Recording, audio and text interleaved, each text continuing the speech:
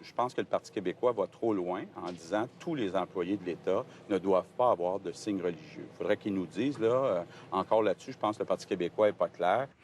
Nous revenons donc sur la campagne électorale au Québec. On vient d'entendre le chef de la coalition Avenir Québec, François Legault, qui s'en prenait plutôt aujourd'hui à la charte de la laïcité présentée ce matin par la chef du Parti québécois.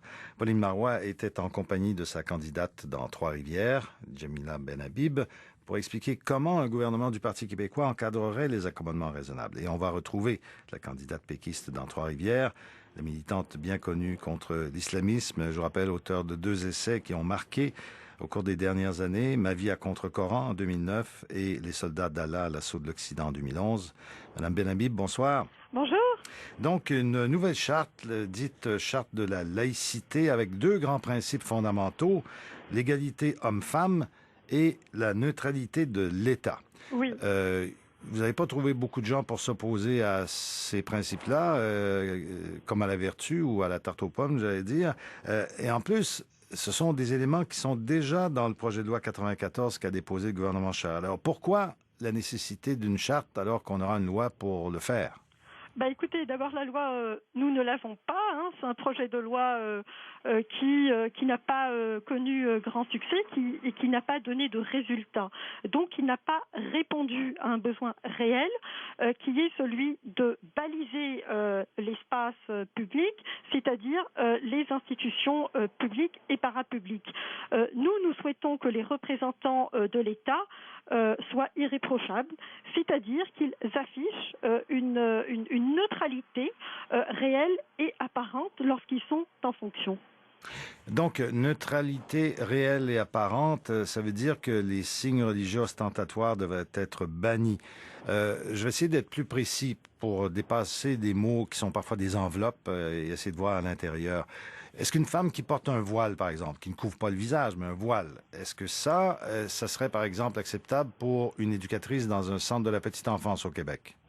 Écoutez, on a parlé du secteur public et parapublic. Alors, en effet, les écoles font partie donc du secteur parapublic. Nous les avons déconfessionnalisées. Cette démarche a été faite dans le consensus, dans le respect de chacun. On a même enlevé les crucifix donc des écoles et nous souhaitons à cet égard qu'il n'y ait plus de signes religieux ostentatoires portés par les enseignantes.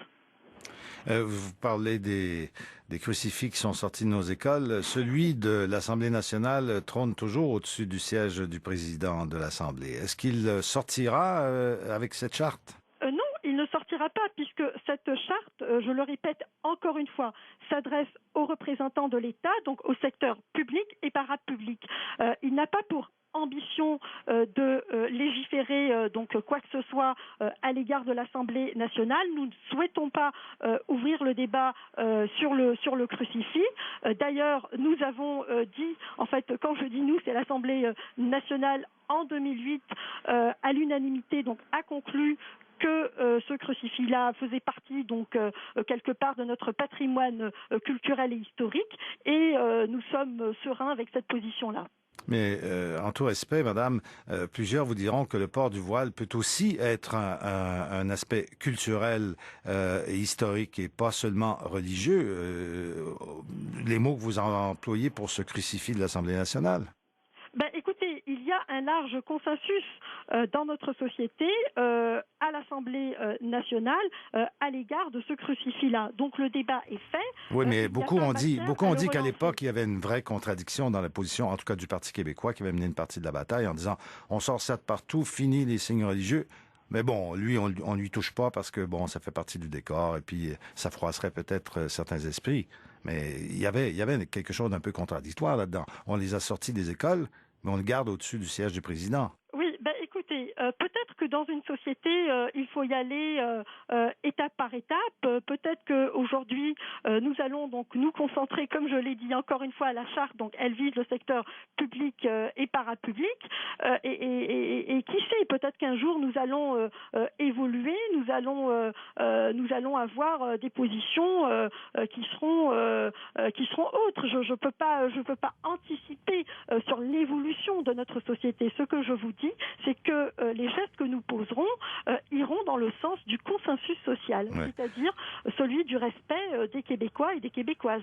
Madame Benhabib, est-ce qu'il ne pourrait pas y avoir peut-être un effet pervers à l'application d'une charte de la laïcité, et notamment du port des signes religieux par les fonctionnaires de l'État, en éloignant, par exemple, de l'appareil public ou parapublic des femmes qui ne rêvent que d'une chose, c'est-à-dire de s'intégrer dans une société qui est respectueuse de la religion de chacun, etc., et qui se verrait interdire la porte de ces postes-là parce qu'elles veulent porter le voile?